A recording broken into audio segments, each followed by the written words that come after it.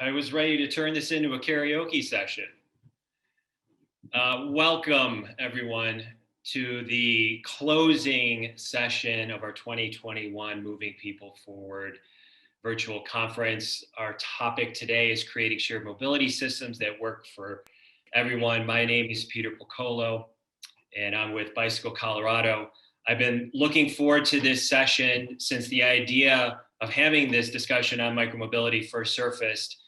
Not because I get to ask a lot of the questions today, but because I find shared mobility fascinating. The market is still in flux, and I feel there's so much untapped potential with shared mobility systems. So I'm pretty jazzed to engage with our panelists today.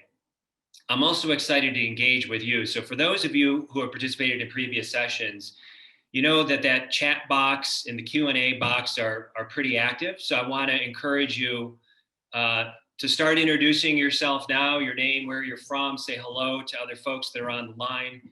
If this is your first session, view the chat box kind of like, I don't know, you're in high school and you get to pass notes to your friends, but the difference is we're encouraging it here. So again, use that chat box generously and please post your questions in the Q&A session, or in the Q&A section, forgive me. So like past sessions, we want to offer a land acknowledgement. And moving people forward, we must not only talk about the future, but acknowledge the past. Our team would like to reserve space to recognize and honor the Arapaho, Cheyenne, and Ute nations, who were the original occupants and custodians of this land for centuries before genocide and ethnic cleansing led by white settlers. We're grateful to these communities, their living descendants in Colorado and descendants of those forcefully relocated here, for their wisdom and resilience in both the past and the present. It's critical that we keep in mind the connections between transportation and these American Indian communities. Everyone in this room travels and recreates on stolen lands. Many of us choose how we get around and the impact we have on the land. Many of us also make decisions on transportation systems and how land is used that further influence our community's footprint. And while our fields often discuss freedom of mobility, we must also acknowledge the right for people to stay in place that was taken from American Indians by colonizers. Thank you for honoring these people and their land with us. I also want to once again thank our presenting sponsor, Lyft. And at this moment, I just want to hit the pause button and welcome to the virtual MPF stage, Patrick Quintana, General Manager of Lyft, to share a few words with you. Patrick, it's all yours. Great, thank you, Pete, appreciate it. So Lyft is really excited to be a part of this event again this year, and we certainly appreciate your partnership, Pete, and the rest of your team. I'll keep this quick and we can get to the panel, but I want to share a little bit about some of the exciting work we are leading here at Lyft. Next slide, please. Great. So I want to start with our mission, which goes far beyond our first product of rideshare, which is probably how you first encountered Lyft. We aren't about building the best transportation system or being the best logistics provider. It's about economic, environmental, and social impacts that transportation can have on people's lives, and certainly the benefits we can achieve by rebuilding cities around people rather than cars. So you can read it here, but our mission is to improve people's lives with the world's best transportation. Next slide. Included in that, many people don't realize this, but Lyft runs the largest bike share programs across North America. We've been in this business since 2009, and we now operate over 40,000 bikes in some of North America's biggest and most complex cities. In 2020, nearly 70 million miles were biked using Lyft's bike share services. Pretty incredible. Next slide. And many of you know, I love flashing up this slide, this picture, but Denver was actually Lyft's first scooter market. So we have scooters as well. And if you're local, you may have seen this billboard. We actually created this with our very first scooter rider ever. We reached out to him, and he thought it was spam at first, but we wanted to do this really cool, fun photo shoot. It was a really fun project. But that was a first for Lyft, and I'll mention more in a bit. But Denver continues to be a city where Lyft brings new products first. Next slide. So including those major cities, I'll include Denver in that because we're in Colorado. We have bike share and scooter share programs in 15 markets across the US, and over 75% of all bike share trips in North America actually happen on one of our bikes.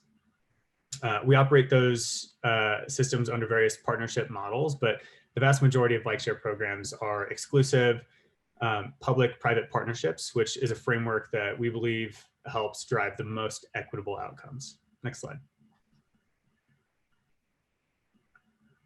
And even beyond that, beyond bikes and scooters, we've continued to pursue a future that eliminates the need for car ownership. To make this shift towards a more multimodal future, we need to provide transportation choices that are as affordable, convenient, and reliable as owning a private car. Next slide. So alongside public agencies and decision makers who can influence how communities move, Lyft wants to help invite residents into public transit, especially as an alternative to single occupancy vehicle commuting. So for Lyft in a number of cities across the country, and including here in Denver a couple of years ago, we launched a nearby transit feature to give users information on how they can best complete their trip if they wanted to use that as an option. But if you look on the far right image, you'll see a bike tickets button. Next slide. Which means now you're able to purchase RTD tickets through the Lyft app, which is a first for Lyft. It's really exciting for us and for me personally here in Denver. We've recently teamed up with RTD to enable this feature, which can drive more customers to transit and make it even easier to pair transit with bikes, scooters, and even rideshare.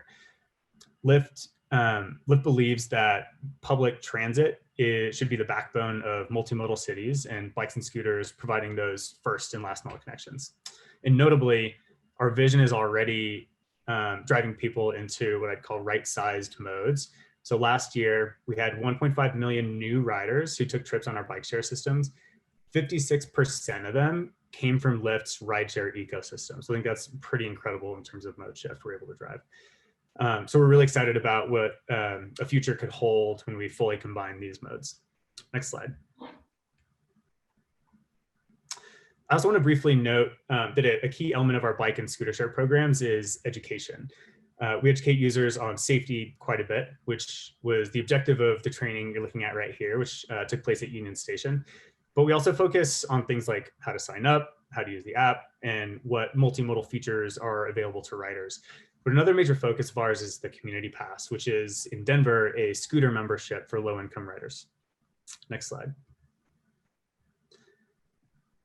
The Denver Community Pass is one of our many low-income programs across the country. We have a unique one in each of our bike and scooter markets.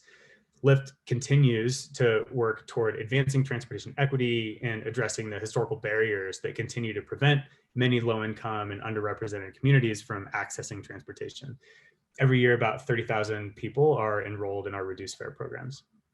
Locally here in Denver, we're partnering with RTD, Mile High Connect, and Dr. Mac to increase enrollment through transportation education initiatives and by enabling the low-income fare program members at RTD to use their Live card to actually enroll in the Community Pass program. Next slide. This is just a simple screenshot of our website. It's easy to sign up, it's online. We're eager to get more in-person options once this thing called COVID-19 passes, but time will tell for that. Next slide.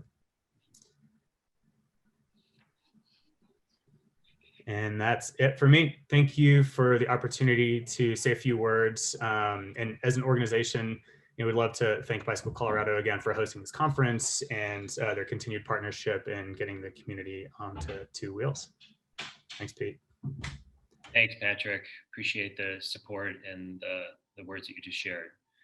I also want to thank our champion sponsors, Quality Bicycle Products, People for Bikes and Colorado Bike Law. And I want to thank the sponsor of this session, Denver International Airport. So one final housekeeping item, norms. Please be present and listen actively. Be generous with your thoughts and ideas and questions. Engage, use the chat function and the Q&A function in Zoom. Assume best intentions of each other. Challenge your assumptions. Seek to understand new, different, and constructive perspectives. Expect and accept non-closure. Try to lean into the discomfort and hold yourself and those around you virtually to these norms. Okay, so in a minute, we are going to introduce our panelists, but first, in a way, we're going to allow you to kind of introduce yourself by asking you to share your thoughts on shared micro-mobility systems. So what should be on the screen for you now are a couple of questions. I think we had 3 questions. And if you could take a minute and respond to the questions. Do you have access to a bike or scooter share service today in your community? Do you or would you support bike share services in your community? Do you or would you support scooter share services in your community?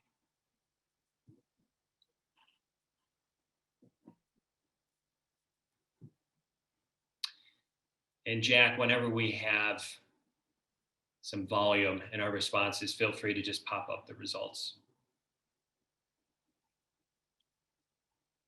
All right, 64% of you have some shared micromobility service today.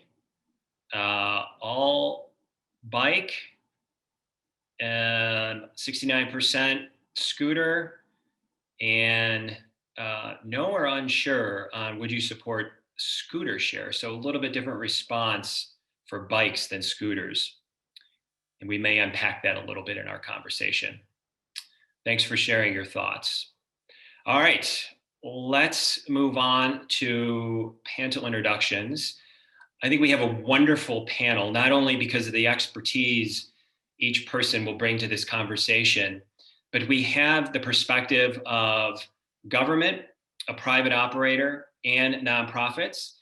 And we have the perspective of urban mobility, and somebody who's in a more rural area, the Roaring Fork Valley. So I am thrilled to introduce to you Jolie Nesmith, Executive Director of Pike Ride, James Curry, Operations Director of WeCycle, Stephen Reho, Senior City Planner for the City of Denver, the Department of Transportation and Infrastructure, and Ron Burke, Head of Micromobility Policy at Lyft.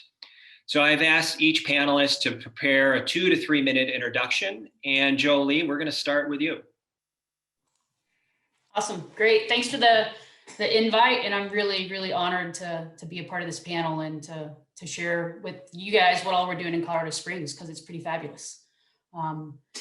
You know, Pike Ride launched in 2018 underneath the Downtown Partnership nonprofit arm in Colorado Springs, and it was pretty exceptional. Everybody welcomed us with open arms, and it was a great celebration.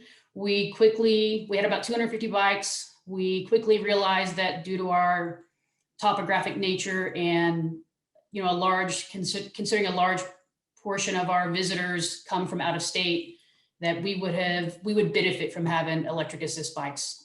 We launched with the pedal bikes, quickly had to kind of, you know, pivot and shift to make some adjustments. So exactly at a year of our anniversary date, we launched with electric assist bikes. So we switched out our entire fleet from pedal assist to electric. We also in that same year became our own standalone 501c3. And then in this year, or actually in 2020, we were fortunate enough to have enough support to launch our Pike Ride for All initiative, which was really built around increasing access to Pike Ride and making sure that people had, you know, regardless of financial means, had access to it. So we've really been kind of kicking some butt. Last year, we also saw over 120% increase in ridership, which was partly in due to our electric bikes, but also a lot of our Bike Ride for All initiative impacted that. And then COVID, I mean, for us, I think it was we had a positive benefit from that as well. So next slide, please.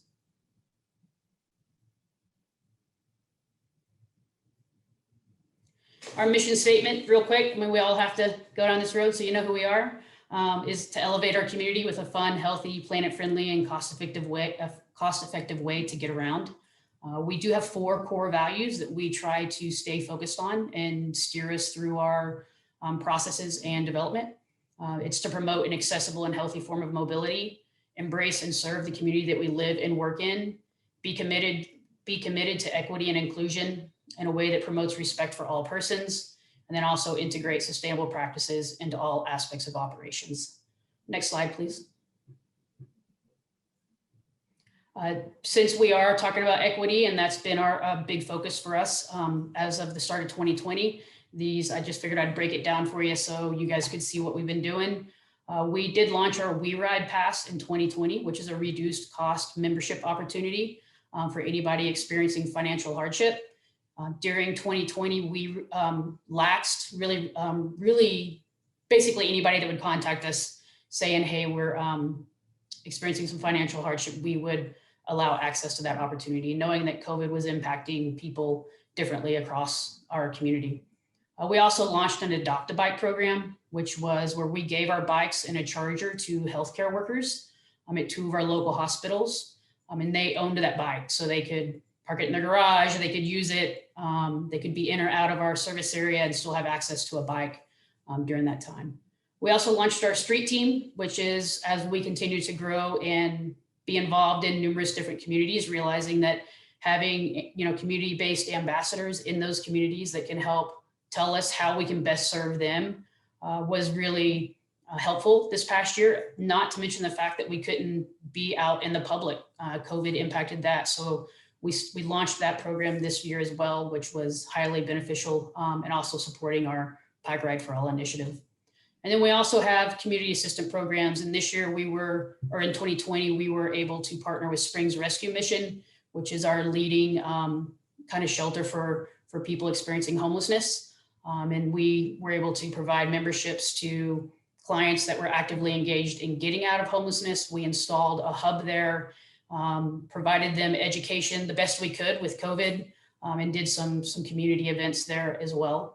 And then also we did free rides for everybody. So March through October, we did unlimited free rides up to 30 minutes for our entire community. And that was really well received as well. And that was, between our program at Springs Rescue Mission and the free rides, without the support of People for Bikes and our local Colorado Trust and the Better Bike Share Partnership, that would not have been possible. So really just had an amazing 2020. We're looking forward to taking advantage of a lot of the lessons we've learned through this and really building upon it for 2021. I believe that's my last slide. Thanks, Jolie. James, you're up. Hello, everybody. Awesome job, Jolie. Great stuff. I'm James. I'm from the Roaring Fork Valley, and We Cycle. We are a nonprofit public-private partnership. And I've actually relatively new to the micromobility world. This is only my 2nd year. I'm the operations director, and I've really dove in head first and had sort of an upside down 2020. And yeah, we've got a lot of stuff to bring to you. So our mission is to connect people to place. We have a very tourist-based town, and we really strive to provide an equal service for everyone that is present. And actually, go ahead to the next slide, please. We were launched in 2013, and just Aspen with about 90 bikes. And in 2016, we launched another system 19 miles down the canyon from Aspen and Basalt, Elgibel, and Willits. And that same year, we launched our Movimento in BC outreach program in coordination with Better Bike Share Partnership. Movimento in BC is an outreach program run by Latinas, targeting the Latinas in our community that we see commute back and forth every single day. And the movement in BC has been huge for us, as well as the Valley and the bike share that we operate. In 2018, RAFTA was able to pass the 7A property tax measure, which allowed WeCycle to be offered as a free service. We offer free 30-minute rides for everyone in the community. This was huge for us. This really stabilized our financial, sorry about that. Yes, Roaring Fork Transportation Authority, which operates the buses in about a 70-mile corridor in the Roaring Fork Valley. Thanks for that, Jack. And so that allowed us to stabilize our financial model, as well as offer free 30-minute rides, which has been a huge improvement to one of the barriers that we've found in bike share, and that's equal access for all. And a free model really allows the barrier to be, I guess, minimized. And then 2020 has been a strange year, to say the least. We launched a snowmass system that is just a point-to-point dense housing to bus stop. And we had some success, but in general, our numbers have been very much down. We also launched an e-bike pilot this last summer and found wonderful success in e-bikes, creating new trips, new routes, getting new people on bikes that previously hadn't ridden. They saw about a 200% increase in ridership compared to pedal-powered bikes. And we are now up to 240 pedal-powered bikes. Further in 2020, Roaring Fork Transportation Authority experienced significant service cuts, and we were able to manipulate a lot of our stations around to reach areas that were no longer part of bus routes. So it was one thing we were able to work in coordination very quickly to move and keep access to neighborhoods that had been cut from the bus route. I think that's all I got for now. Thanks, James. Nice job. Stephen. Great, thanks. I'm really excited to be on this panel with everybody. I think we'll have a good conversation.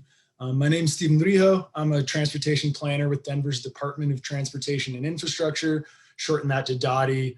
I sit on our transportation planning team, and specifically I'm on the transit team. So do a lot of work on things like long-range corridor studies, but more recently I've been working on setting up our new shared micromobility program, which the city is viewing, as transit. It's a complement to transit. It's a key piece of the city's multimodal transportation network.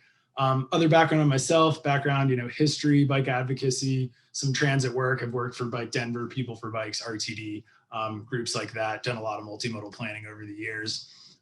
Wanted to call out that equity is really important in everything the city does. I know it's the topic of this panel. And really to the point that I think the role of government is to help drive more equitable outcomes for the city, helping people who really need it most. And so one example of that is DOTI has an equity index that we use to inform really all the planning work we do. It's a compilation of indices that combines, some built environment factors, some land use factors, things that you can kind of tweak up and down depending how you want to perform that analysis, but really helping us make sure that we're not always investing in the same neighborhoods, always not in the same neighborhoods, trying to drive equitable outcomes across the city. And so with that, just a little background on shared micromobility and just shared mobility in the city generally. Denver had a pilot program that we launched in August of 2018. It was new technology, new industry, didn't want to overregulate or, for competition, things like that. And so started a pilot program that if folks applied for a permit, they could operate with some opportunities for expansion based on, things like good behavior, utilization, those sorts of things. And I think it really exceeded everyone's expectations that these vehicles in the first few years have done millions of trips, millions of miles. I think we were doing the stats. It was something like 7 trips back and forth to the moon or something like that. So really significant amounts of ridership on the shared bikes and scooters we've seen. One of the critiques of that program shown in these maps is it was kind of critiqued as a very downtown centric program. various reasons for that, but something we've definitely been keeping in mind. It was also a critique of the Denver bike sharing system. B-Cycle, you might be familiar with, was very downtown centric and was the city's legacy docked bike share system. I think the first bike share system to launch in the US. Really great system, tons of use, people loved it. That unfortunately closed in January of 2020, leaving a pretty big void in Denver's multimodal transportation network. And while we learned a lot from operating that system, or rather partnering with the operators of that system over the years, I think a real big takeaway was that people like bikes in Denver, whether that's Denver residents, visitors, people like riding those bikes. So next slide, please. And so touching on kind of what we've taken from those first two programs in what we're working on right now is a citywide shared micromobility program that currently we're in the RFQ process. We've been, kicked that off in March 2020, and over the past year, been doing interviews, negotiation, drafting those contracts. A lot of hard work has gone into making sure that we, ink a good agreement for both our partners, but definitely for the residents of Denver, making sure that shared micromobility can work for everybody who lives here, visits, works here, things like that. I did want to call out that we're planning to launch very soon. I'm close to getting that across the finish line. Unfortunately, while we're in contracting, I can't speak too much about the new program and that process. Need to wait for the ink to dry on the signatures with that. So not trying to be cryptic or avoid things, but a few things that I can speak to on this new program is kind of as it relates to equity. We use our equity index to devise opportunity areas, which you see on this map highlighted in red. And there'll be a requirement of the new program that 30% of the fleet is balanced to these opportunity areas every morning. Various reasons for that, but places where, whether it was in the pilot, we didn't see the vehicles landing on their own, or just maybe neighborhoods that could benefit from these a little more for various reasons. That's one of the requirements, trying to be a little more equitable with the distribution across the city of these vehicles. Similarly, adding a requirement that there must be 20% of the e-scooter fleet. You must have 20% or greater of that in bikes or e-bikes. So if your fleet cap was 100 electric scooters, you would need to have at least 20 bikes or e-bikes for a total of at least 120 vehicles, scaling that appropriately with, the full fleets. But that, again, we found people in Denver really like bikes, and with the, hole in Denver's transportation network left by B-Cycle, making sure there was still an option, a meaningful number of bikes in the city. And then kind of lastly, working with our partners to provide a meaningful quantity of free and subsidized rides for Denver's residents. Micromobility might be affordable to some, it might not be affordable to others. And so really making sure that we're doing everything we can to provide great access to micromobility, shared mobility as an option for people to get around Denver, whether that's taking full trips, connecting to transit, things like that. So I believe that's all I have for my intro, and looking forward to the discussion. Steven, I know a lot of people are really excited for the relaunch. It sounds like you politely told us that we should not fish for information, which we will. Unfortunately, I'll have to defer. We will follow that request. No worries. Thanks, Steven. Ron, please introduce yourself. All right. Hello. Good evening, everyone. Ron Burke with the Lyft Transit Bikes and Scooters Policy Team. I'm not going to use slides because my colleague Patrick already showed you some slides, but I'll just say a few words about me and elaborate a bit on what Patrick shared. First, I do work throughout the central part of the US, primarily in Denver, but also Minneapolis, St. Paul, Chicago, and Columbus. The Bikes and Scooters Policy Team. Pete mentioned earlier that my being on this panel brings a private sector perspective, which is definitely true. But I did want to point out that before joining Lyft, I was executive director of the Active Transportation Alliance in Chicago, which is the bicycling, walking, and transit advocacy nonprofit for the Chicago area. So I also bring some advocacy background to this conversation as well. And it's been really fascinating for me, working on the private sector side and really gratifying. We, as Patrick mentioned, operate 75% of the bike share trips in the nation. It's one of the big reasons I joined Lyft in the first place. It's exciting to be a part of this team. I also knew that Lyft had a reputation for being a good partner with cities, really working hard to be compliant. For example, making sure that we are deploying in equity/opportunity zones consistent with the rules that we've negotiated and kind of worked out with the city. So that's really important to me, being a Lyft employee, and it's important to the company. Patrick already referenced our vision and our mission, and I just wanted to elaborate on that a little bit more. Again, we have the Community Pass program in Denver and similar programs all around the country. Roughly 30,000 people participate in those low-income discount programs. And what's really cool to me is that on average, people who participate in those programs, who are members of those programs, take about 90 rides per year, which is relatively high ridership compared to our other customers. And we've heard so many amazing stories. There was a gentleman, for example, in Austin, Texas. No, it wasn't Austin. I think it was Minneapolis, who was using scooters for his delivery. He was a delivery professional, and he would deliver items on his scooter, and he took many trips per year. So stories like that, I think, really drive home the importance of advancing transportation equity, and for private sector companies like Lyft to be a part of that equation, working closely with cities to make it happen. I also wanted to mention that during COVID, needless to say, we were experiencing some bumps in the road, so to speak. And Lord knows that's been the case for all of us in many different ways. But we were excited to offer free memberships in multiple cities, including Denver, for Healthcare Heroes. Tens of thousands of people around the country took advantage of that program, taking hundreds of thousands of trips. And we were excited to really offer that program as well. And I'm just going to leave it at that. I know there's a lot of ground to cover, Pete. I don't want to kind of repeat what Patrick mentioned earlier. Just to say, again, thank you to Bicycle Colorado, and I'm really excited to be here on the panel tonight. Thanks, Ron.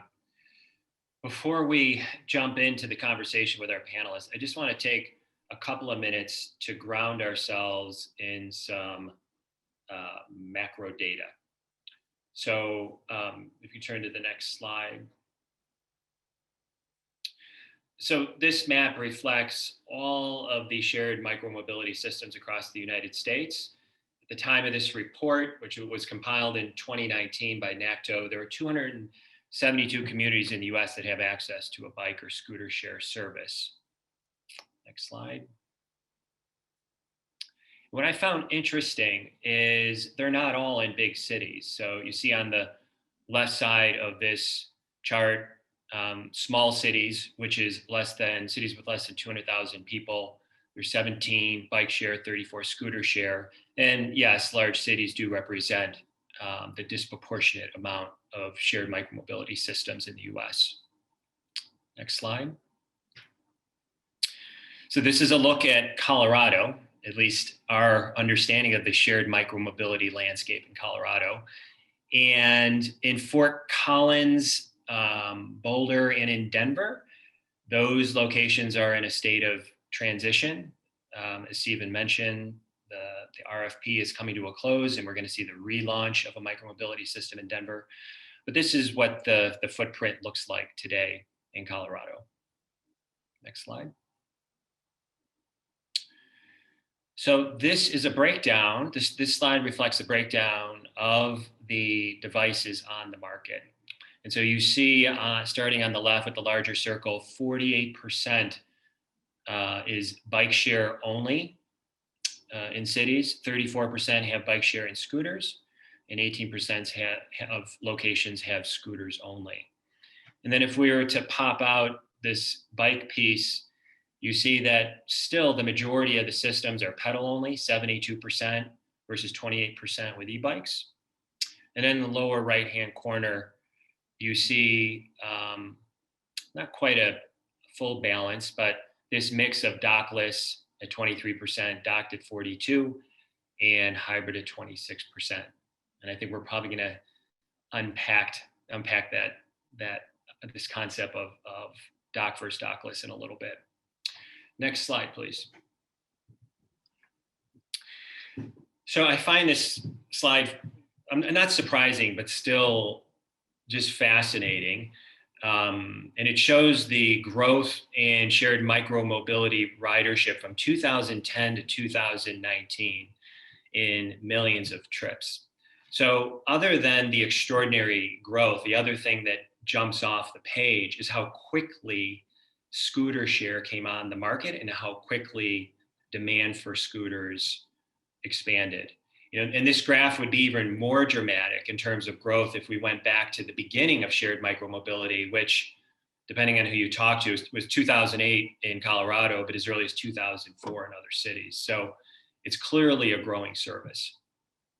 Next slide. So I don't know about you, I find myself having a lot of conversations with people, some supporters of shared micromobility and some not, about whether these trips are replacing car trips. And I've read a variety of research reports on this. I've latched on to NACDO, not because it's telling a story that perhaps I want to hear or you want to hear, but I think the research behind it is pretty solid. And what this graph reflects is that 45% of bicycle and scooter trips are replacing car trips. At the same time, there are 28% of the trips that are replacing walking. So there are people who are opting to maybe jump on a scooter as opposed to walking. Next slide. I think that may be it. Yeah, we'll get back to this slide. So if we can pull the slides off and just give us full screen, and if all the panelists would turn your cameras on, let's start the conversation. So again, for all the attendees, start sharing your questions in the chat box or the Q&A. We'll get to as many questions as we can. I'll probably toggle between my long list of questions. I have more questions than we have time, and your questions, and I will prioritize your questions. So I'm going to start by asking a question of all of you, and it's really a meaty question. So I'm going to ask you to try to be succinct. We could spend the whole hour that we have, or 50 minutes, just talking about this. But it's clear at a macro level, the shared micromobility space is still in flux. Within the private sector, there are companies coming and going. There's consolidation. Partnerships between government and nonprofits and for-profits are still being formed. This is a lot of stuff going on. And so I'm curious to hear from you. And Jolie, we're going to start with you. We'll just go in the order that you introduced yourselves. I'm curious to hear from you what your vision of success looks like. And it's fine if you're like, hey, in Colorado Springs, we've nailed it. Like, we're there. But that's seriously, I mean, relocation's different. So what does success look like? And, what will it take to get there? So again, try to keep it brief. I want to hear from all of you. We'll go to James next. Sure. I think part of it is, talking about what we've already talked on is really that micromobility is thought of as a form of public transportation.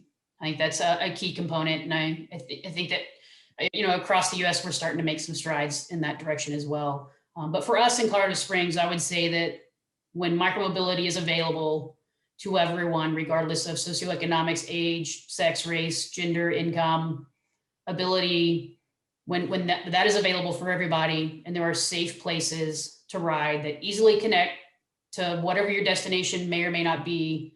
I think that's truly, for me, what success looks like. And that's why we have to continue to support our city with their increase in connectivity and bike lanes and accessibility. But it really, truly, when everybody has access to micromobility in a safe way, I think that's truly it. I think there's nothing else I can do beyond that.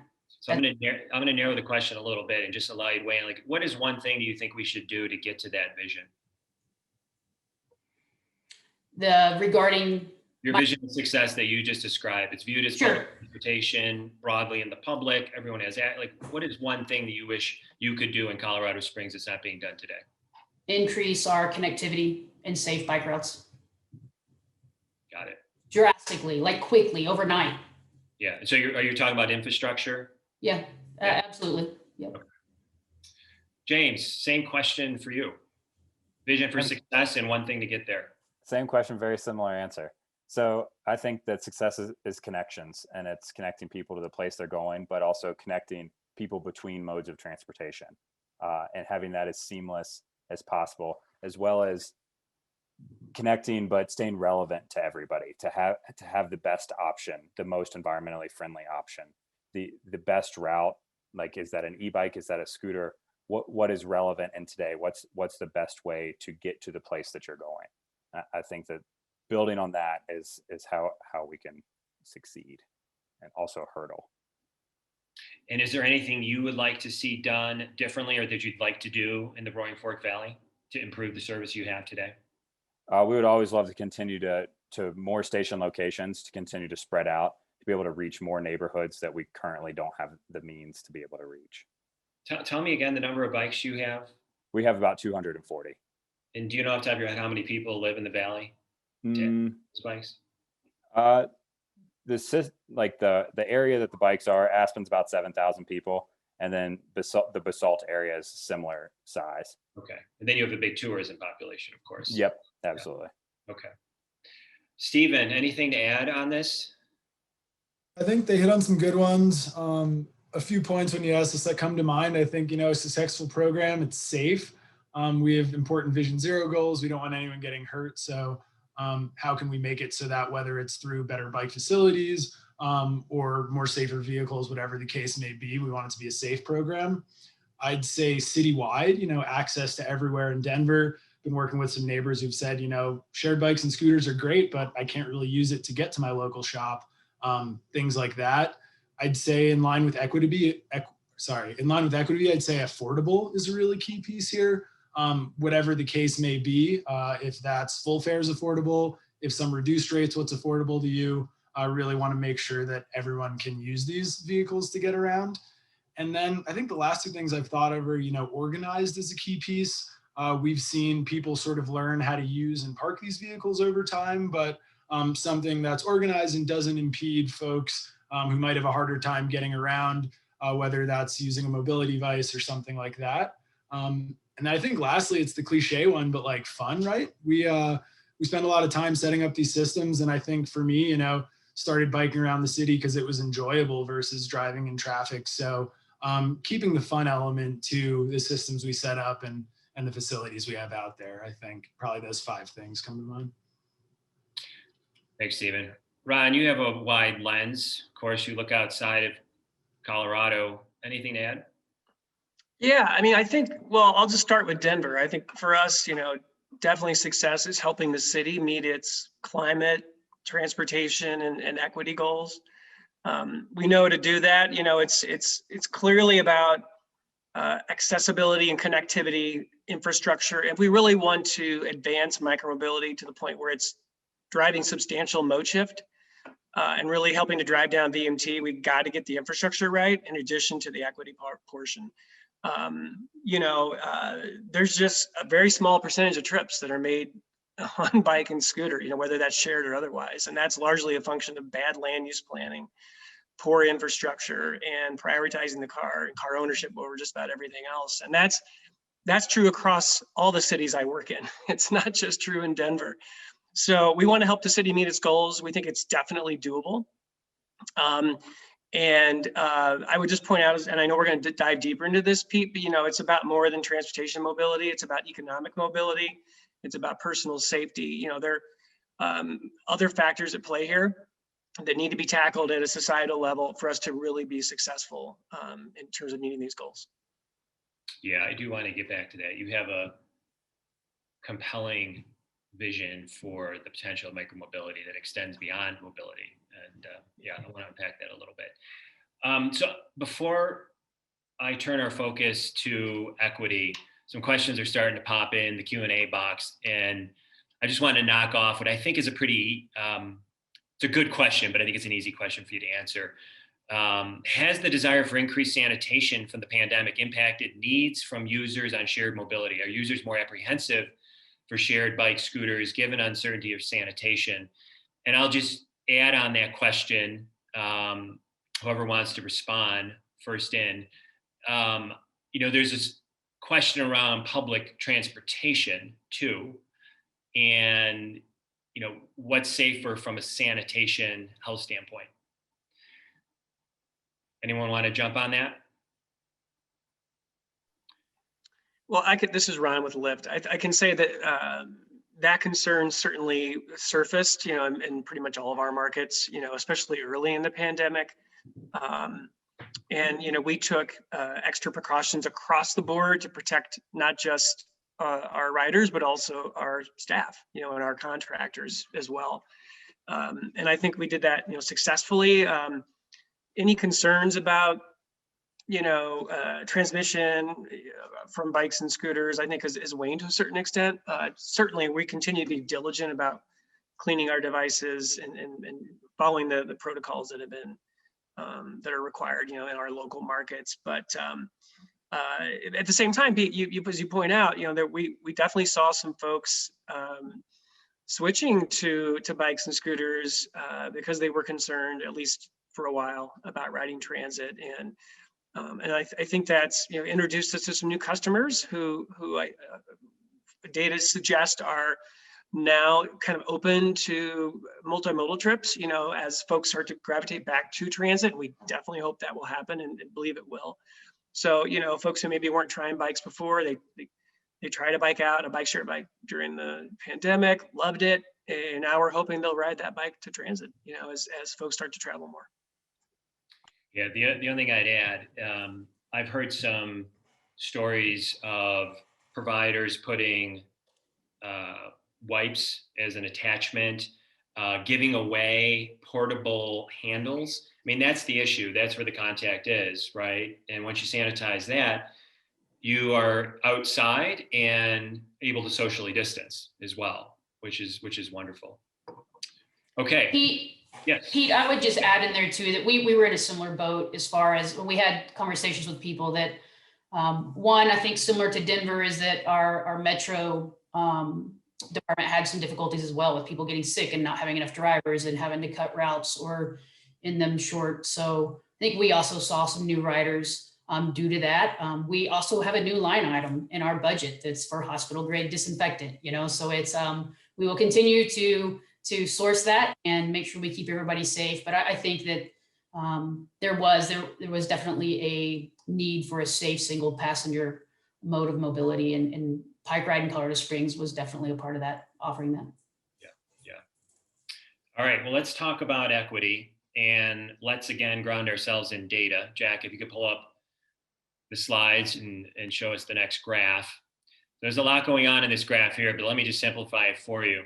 The line down the middle is kind of the midpoint of the population, and the graphs, the bars moving to the right and left are the variation. So for example, let's look at gender in the lower right. If 50% of the people in a community were women and 10% were using micromobility, then you see a 10% underrepresentation there. So let me just summarize this for you further. Jack, why don't you pull up the next slide? So what that graph tells us is that compared to the population of the communities they operate in, shared micromobility users are disproportionately young, white, male, higher incomes, and have higher levels of education. Now, in the spirit of working with facts and reliable data, and I think this data is reliable, but I think there's just a caveat here is sample representation could be skewed. So this data was gathered on a survey, not on trips or users logging onto a device. And it's quite likely that folks who represent lower income households, lower education levels, so forth, did not take the survey. All right, so we can take the slides off again, Jack. Let's go full screen. So here's a question again for all of you, and let's go in reverse. Jolie, we'll give you a chance to think about it. This would be a tough question for you, or I'm trying to think how to frame it. The question is what are you seeing? Does that data resonate with you? Is that what you're seeing in the marketplace?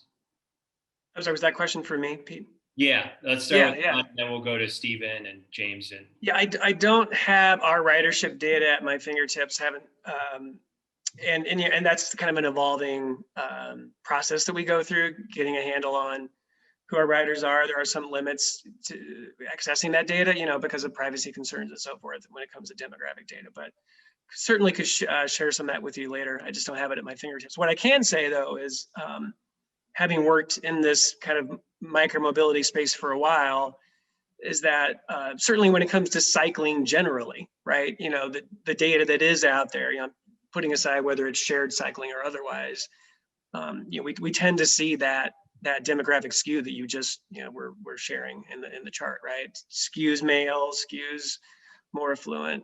That's true. But I'm really heartened by for example, by the fact that we are seeing, our community pass and our, folks participating in our low-income discount programs, riding so much and really enjoying and getting a lot of value out of those programs.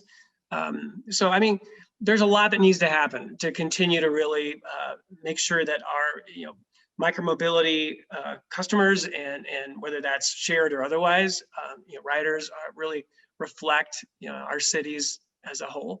We have a long ways to go, and we could talk a lot about that, but it boils down to some of the key elements we already talked about, right? Good infrastructure, economic mobility, not just transportation mobility, personal safety, not just transportation safety, but also, working closely with cities to make sure that the funding is there to really provide broad coverage, broad accessibility to folks from all incomes and all neighborhoods. If you want to run a shared micromobility program that only serves like a downtown area, okay, all right, that's relatively easy. When it's time to run a broad-based system that really operates like public transit, which, as Jolie mentioned, I think is definitely a goal that we all share. It's the economics are very different at that point, right? And the ability to run a high-performing, equitable system across a large service area to essentially run public transit, works a lot better when there's also a public subsidy, right? I mean, rail and bus public transit, even cars, all transportation is subsidized to a certain extent. And in a lot of our markets, we are running what amounts to public transit without a public subsidy. And that, is admittedly a challenge. To the extent that we can partner with cities to identify those subsidies, to make sure that we have the best possible program in terms of advancing transportation equity and making these devices accessible across the city, then there's going to be more success for sure. I've seen that across our markets, definitely. So thanks, Ron. So we're going to get into some of the strategies next. Okay. Let's just real quickly, whether it's public funding to subsidize placement of stations, all of that. I want to unpack that a little bit. But real quickly, I just want to kind of take the pulse of the other markets on the panel. So Stephen, the data I just showed, do you have any insight into what the representation is in Denver? Is the usership reflective of the diversity, or maybe lack thereof, of the community? I think it generally tracks. I'm seeing that data. It's honestly the best data that we have on it was a survey we did. So it has some of those same biases of who's responding, things like that. But I think some of those assumptions of who's riding are generally there. I would say that similarly anecdotal, noticing with the introduction of e-scooters and e-bikes, a lot more folks than we had maybe seen historically using the pedal bikes and the B-cycle system had been hopping on these electrified vehicles. So I think there is something there that maybe the people you'd assume were riding B-cycles expanded some amount with the new program, but it's something that we're really excited to track more closely in the new citywide program is who's using these, how do we make sure that it's really an option for everybody. So yeah. Got it. James, what are you seeing in your community? Is it usership reflective of the diversity? Yeah, very similar. One thing that was interesting this year in the COVID year is we were able to look at the data and look at trips that are deemed like that is the only option of transit for the rider, where we're looking at rush hour trips, commuting directions, directly linking transit to dense housing or directly linking transit to like city center. And we feel that is very hard to capture, as everybody else has touched on, but that sort of shows, and that comes back to our fare free model, the equitable access for people that are specifically using our system out of need. Mm-hmm. Got it. Jolie, how about in Colorado Springs? Yeah, we definitely, the age and the race, kind of same in the same alignment. But for us this year, through a survey as well, we came back with 55% female riders. So that was kind of fun to see as a difference for us. Okay. Well, that's good. And I'm listening to you talk. It kind of leads me to think like you're doing some things right. And so let's just unpack that a little bit and explore whether there are opportunities for us to improve. So I think I have one last slide, Jag, if you wouldn't mind pulling it up, which reflects the strategies that many cities have used or communities have used across the country to achieve equity goals. And so some of these strategies you have mentioned already. Discount programs is very popular, along with alternative payment options. I'm curious to hear from you how many offer alternative payment options. The graphic distribution policies of where stations are, education and outreach, equitable hiring, and adaptive vehicles. Now, it's one thing to say that you're doing these things, but what also matters, of course, is how well we're doing them. Like, what is the discount program? So let's start in the two communities that currently are operating. And Jolie, I'll start with you. Just highlight for us what you think is working, again, really well, and where do you want to see improvement? Sure. I do. Oh, I liked having that screen there as a cheat sheet, but so you may have to remind me of what all was on there. I would say the diversity in our demographic distribution is something we're working on. We're currently working on expanding, more than doubling our footprint this year. And that's going to be huge for increasing our access in some of our other neighborhoods. But also, I think our We Ride initiative that we launched last year is doing well. We do an alternative payment program. We allow cash payments. Our education outreach obviously took a hit this year, so we had to do an awful lot on social media and through other forms of education, kind of like Ron. I think you guys were talking about that earlier. But really, I mean, it's even our hiring. We also volunteer to do, we've worked with we're 1.5 because the other one's kind of on a halt right now because of COVID. But we've worked with several different agencies as far as doing internships for, high-risk youth and offering opportunities for some of our Springs Rescue Mission clients. They're coming on as ambassadors this year, and we're hoping to pay them through some grant funding that we're hoping to receive. But like, we have those things happening. We are doing those things. The only thing on this list we're not doing currently is the adaptive vehicles. And we've just hit some roadblocks along the way with trying to make that a reality, but it doesn't mean it's off the table. Okay. Yeah. Thanks, Jolie. So James, I'm curious to get your thoughts on this. And, when we were preparing for this conversation, you mentioned some of the challenges of education and outreach. And I'm wondering if you can just unpack that a little bit as well for us. Yeah, absolutely. So that's proved to be one of our biggest challenges. And an interesting reason for it is the seasonality of our system. We are only open in the winter. So every spring we relaunch essentially, and the communication to get to anyone, much less already compromised communities, is significant every year. So re-putting the stations back out and then communicating to everybody that this is free. It doesn't matter how many times we put that this is free for 30 minutes. Getting the buy-in is a whole nother challenge. And we've taken several steps with the Movimento in BC program to do outreach events. They were significantly limited in the COVID year. And last year, for the first time, actually, we hired to our operations team an avid rider, a member of the Latino community, and he worked in a crossover role between outreach and operations. And to me, that's one of the most crucial parts, biggest room for growth for us. And that's community buy-in, that's trust, that's being able to say that we are here, we are part of this community. This is all a team effort and not just us versus you. So that was one thing that we've improved on. And I still see a lot of room for growth in that. similar to Jolie said, adaptive vehicles, that's a known weakness for us. We do not have any, we're bicycles only.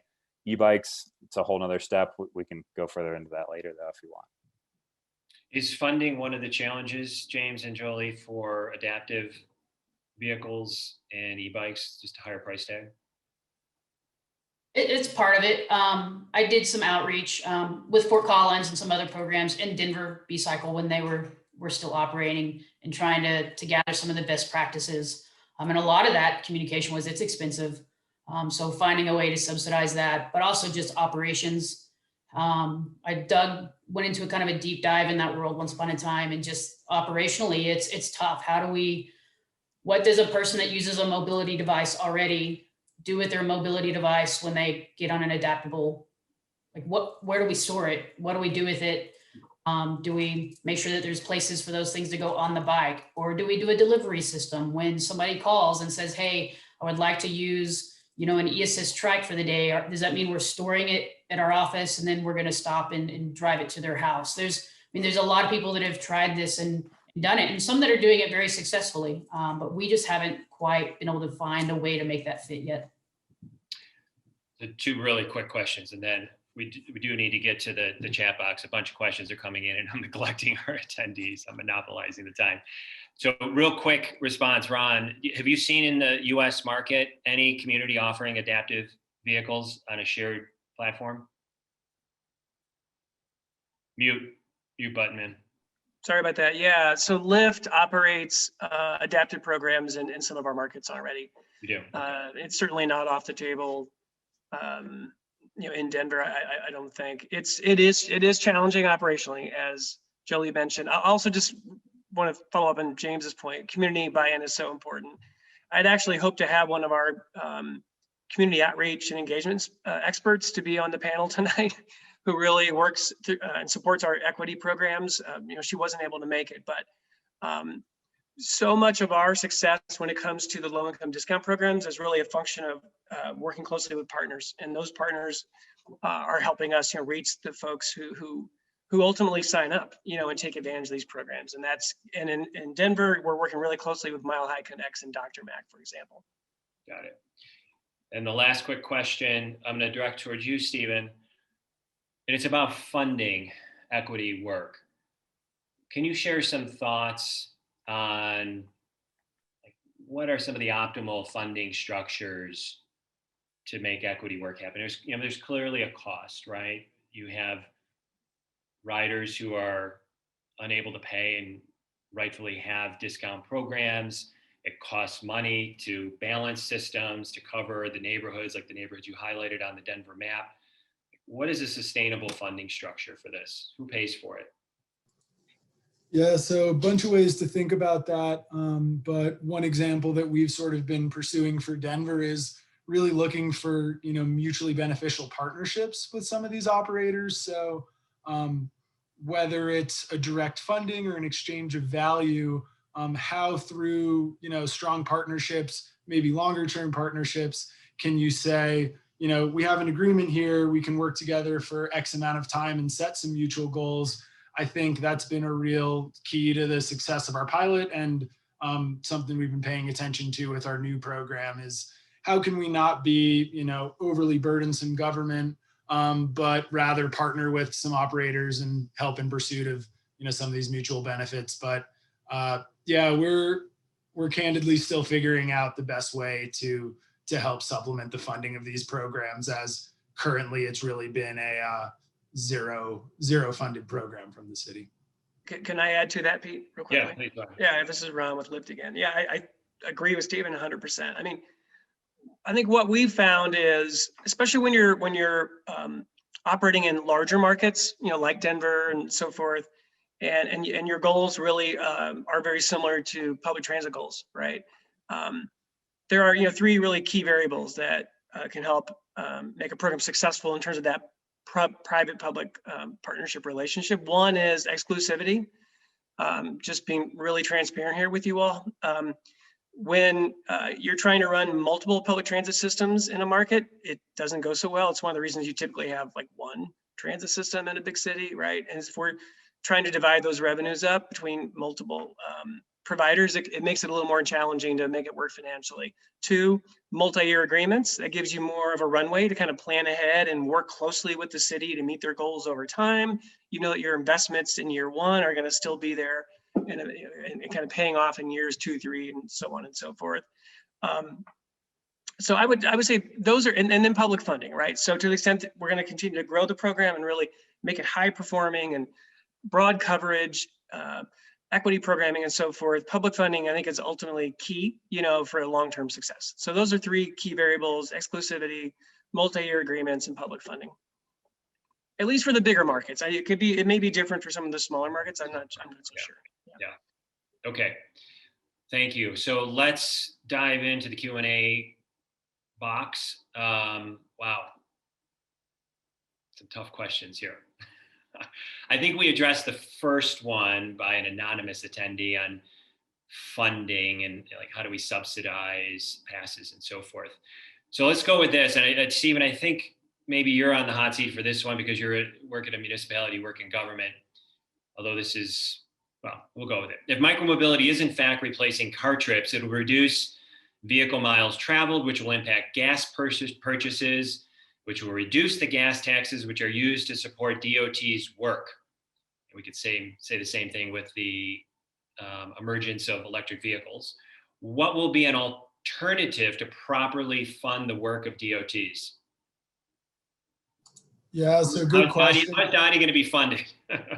Yeah, no, I think good question. And something that's really been a topic over the past number of years is gas taxes haven't been increased. Vehicles are getting, more fuel efficient, which is a great thing, but reduces the amount of money made off of that gas tax.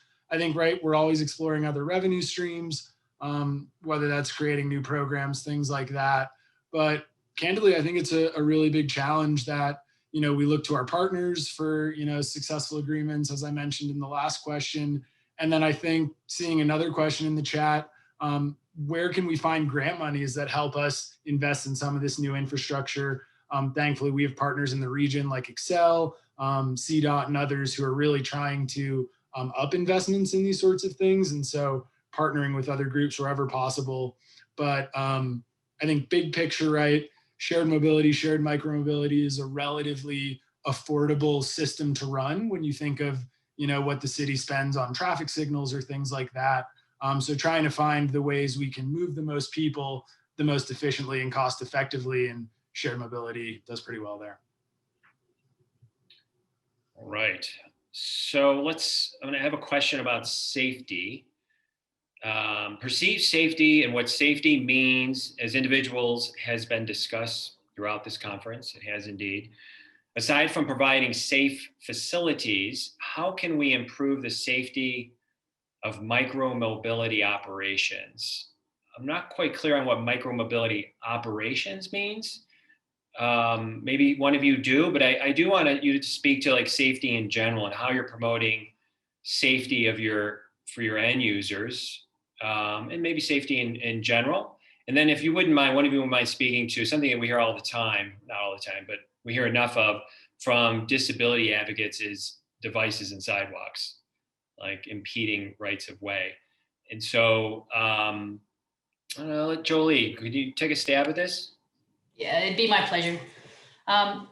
So safety from a general perspective, I think one, we have education in our user app that, when they first sign up, they go through a little scrolling, feed that tells you how to use the bikes, how to use them safely, where to travel, that kind of stuff. But also, I think in that general safety, when it comes to ADA compliance and vehicles and sidewalks, is that Colorado Springs is a little unique that we do have a tethering requirement. So all bike share mobility option, all of our bikes have to be tethered to a safe, secure post.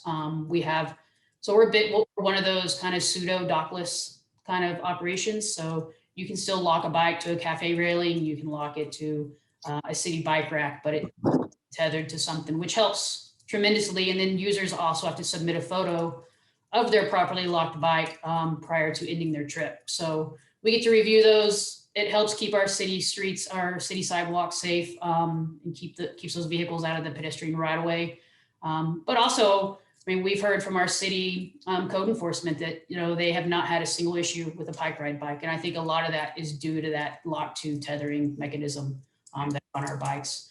I think Christina Lane may have been talking about safety, perceived safety, whether it's race, gender.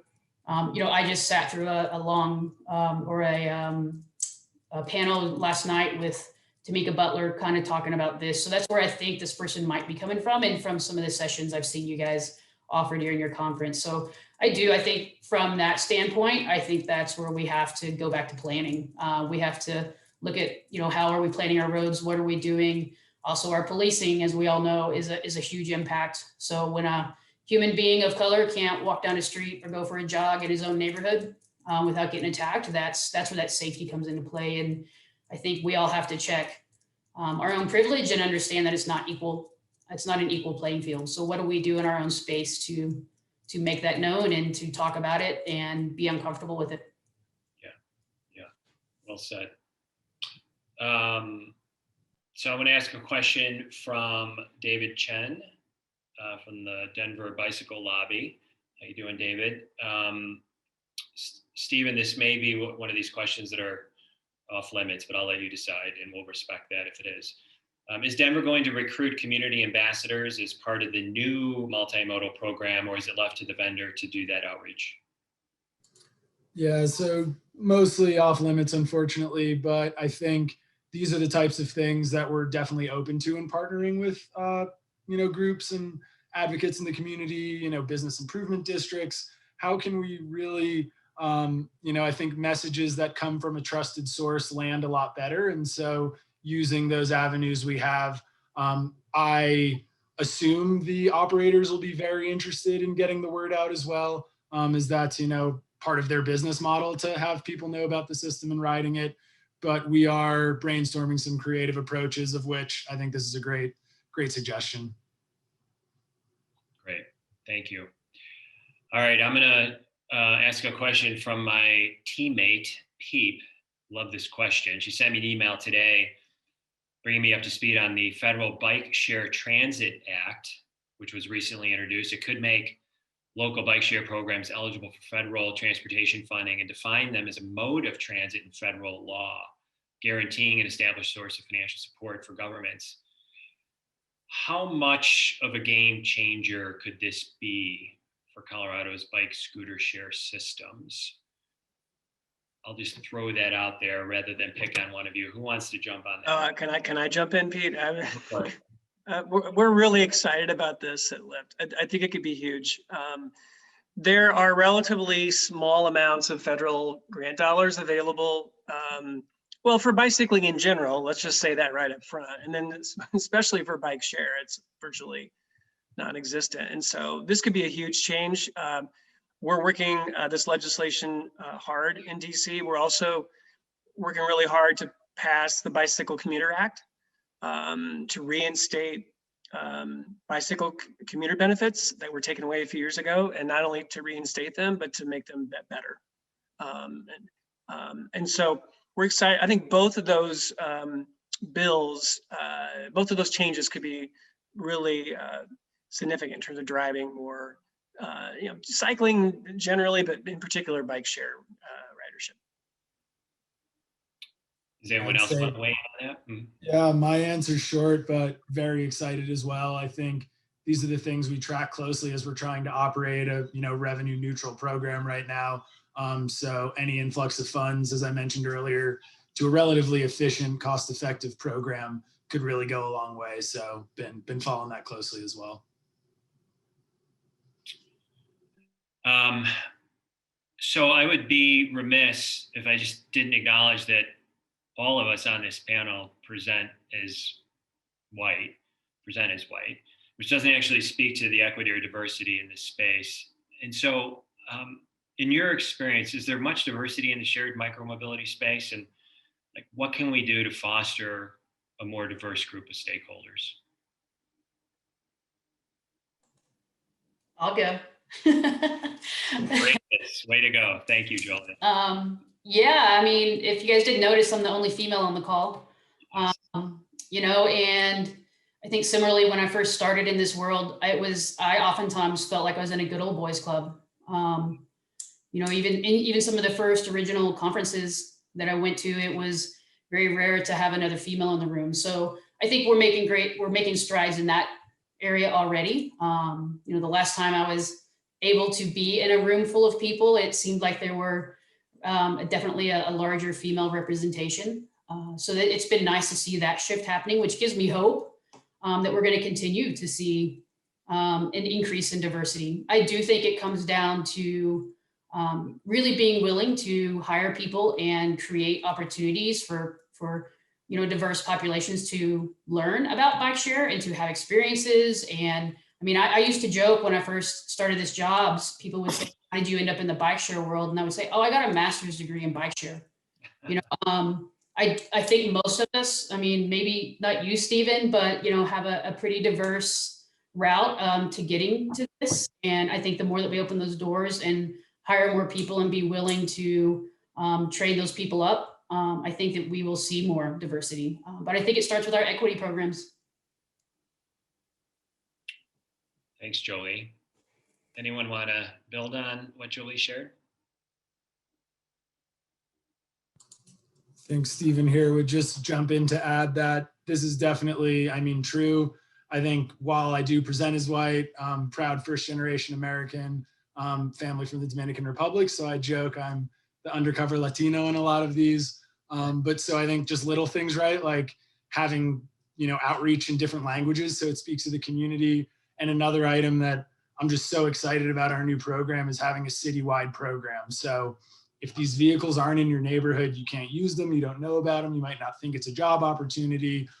So by spreading that out to all Denver residents, I'm hopeful we can build a more equitable system.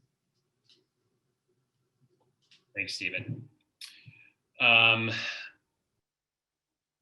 So we're going to start winding this down. But because we have somebody from the Roaring Fork Valley, James, and we have folks on the call who are not in the Front Range, which is a pleasure to have you, Durango and other communities.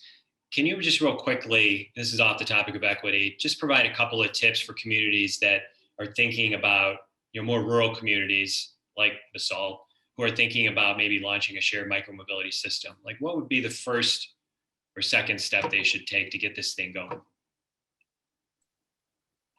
Yeah, good question. I think community assessment's a good starting point.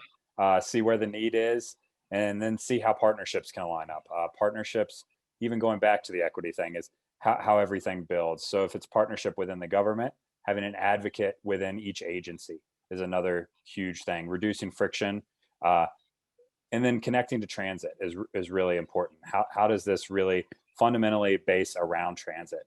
And then thinking about who the rider is going to be and how is this seamlessly going to work for them, and think about all of the integrations, be it the app or how are they going to access this, what is the funding model going to be, sort of thinking of everything as a whole, and then working with as many agencies and getting as many people on board, buying in, trusting that this is the best for the community, and then acting in the best interest of the community, and really being willing to explore all options to say that this is what's best for everyone.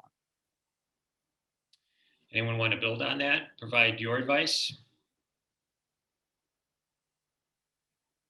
I think James nailed it. I think we are similar in our philosophy there. It's really, for me, my experience thus far has proven that we can't go in and tell any single community within our city, what they need. So it's making sure that the voices are being heard and that we're meeting the needs of the people that we're serving and partnering well. We serve to help support connectivity and mobility in our city. That's how we're a good partner with our city government, is that we help meet them in need too. So really being aware of that and realizing what are all the stakeholder goals, and in having micromobility and doing the best you can to meet those and help other people meet them. Yeah, just to put a finer point on engaging residents, it was a big topic in this morning's conversation, but how do you authentically engage communities, particularly communities that have been ignored in the past, right? And so how do you lift those voices up? How do you build a partnership with community-based organizations so that they're part of the process, and then frankly, at times, driving the process. And one of our speakers had a phrase that I wrote down, I thought was wonderful. How do you make the partnership an exchange and not an extraction, right? So I would just add that to the audience for those thinking about launching a bike share. So we have to wrap up. There are two questions remaining in the Q&A box. Maybe somebody can tackle that second one. The first one is just really a big question of, we're so attached to our cars. How do you get people out of their cars for local trips, grow micromobility and transit to its full potential? I mean, that's a whole session in and of itself. And I'll just offer a short answer, which is making multimodal transportation, walking, biking, scooting, rolling, bus service exceptional. Very efficient from a cost standpoint, from a time standpoint. And then frankly, in some cases, in some communities, making vehicle trips less appealing, right? You got to skew the demand a little bit. At least that's my 2 cents on it. All right. Well, let's put a wrap on this. Thank you, Stephen. Thank you, James, Jolie, Ron. I geek out on this stuff. I could talk all night until your heads start like bobbing on the screen in front of me, but we won't do that. And I know the panelists need to head off and get back to their families. So let me just tie up a couple of loose ends here. Jack, if you wouldn't mind pulling the slide back up with our raffle, a shameless plug for our raffle, which we have going on now. Pretty sweet Carbon Alchemy road bike with SRAM ETAP components, really nice bike, as well as a really cool townie bike as well, offered by Electra. And those raffle tickets are for sale until the end of March. So I want to leave you just a few parting thoughts, but first I do need to thank a few people again, since this is our closing session. I want to begin by thanking our sponsors again, especially our presenting sponsor, Lyft, our champion sponsors, Quality Bike Products and People for Bikes, and Colorado Bike Law, and of course the sponsor of this session, Denver International Airport. Next, I want to thank not only our panelists today, but all our speakers and panelists who put in the time to prepare presentations and share their expertise with us. We're just so grateful to have had the opportunity to learn from all of you, so thank you. I want to thank you, our attendees, for participating in what is now our fifth, yet first virtual Moving People Forward conference. Although we couldn't gather in a room and have in-person conversations, I hope you found the content engaging and that you learned a few things along the way. I do want to give you a heads up. I believe you're going to be receiving a survey shortly so that you can provide us feedback. So please just take a few minutes to share your thoughts so that we can continue to improve this experience for you going forward. And then finally, I want to thank my teammates, some of you who you have seen on the screen over the past 2 weeks, and many that you have not seen but have been working tirelessly behind the scenes. Putting together a conference like this, it's never easy. And the virtual format, unfortunately, it doesn't reduce the workload. And in some cases, it makes it more challenging. Like all of you, we're just so passionate about this work of advancing active and public transportation, of creating vibrant and equitable communities, that we're not going to let a pandemic derail this learning opportunity. So I wish we were in a room so that you could, give my teammates a round of applause. Maybe you can show them some love in the chat box, because they really put everything they had into this conference. All right, so just a few quick parting thoughts. One of the benefits of a format like this, as opposed to it being condensed in a day, having spread out over a couple of weeks, as opposed to being condensed in a day, is you have some time to think and reflect. And I've been doing quite a bit of that between sessions. And so I'll start by saying that we at Bicycle Colorado, we've been around a long time, almost 30 years, but it wasn't until about late of summer 2018, almost 3 years ago, that we started getting serious about DEI work. And as I think back over these roughly 3 years, I can say that, with confidence that we've learned some things, if not a lot of things, and we've made progress in many areas. For example, 3 years ago, there is just no way we would have hosted a keynote speaker who made a case for reparations through mobility. In fact, this morning, I looked at the agenda from our February 2018 NPF, and there wasn't a single session on DEI.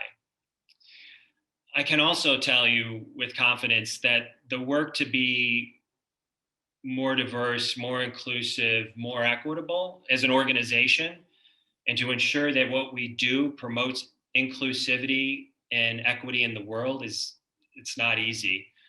I mean, our DEI journey has been filled with tough conversations, tough decisions, and at times it's been really emotional. We've had ups and downs, moments when we felt good about what we were doing, and moments when we felt frustrated or disappointed. And on a more personal level, I mean, I'll just tell you, I've had a few sobering experiences after realizing I had blind spots. So I just want to drill a little bit deeper into this personal element of the DEI work, because many of our speakers touched on it. And because, how each of us shows up every day determines where change and progress begins and where it ends. So this morning I was reading through my notes, and there were a number of sound bites that jumped off the page for me that spoke to this individual learning and growth. And I will get you out of here on time. I'm just going to briefly touch on 4, maybe 5. So the first is humility and encourage. Dr. Thomas provided us advice that we should ask ourselves questions that challenge an assumption we hold or a belief we hold to be true.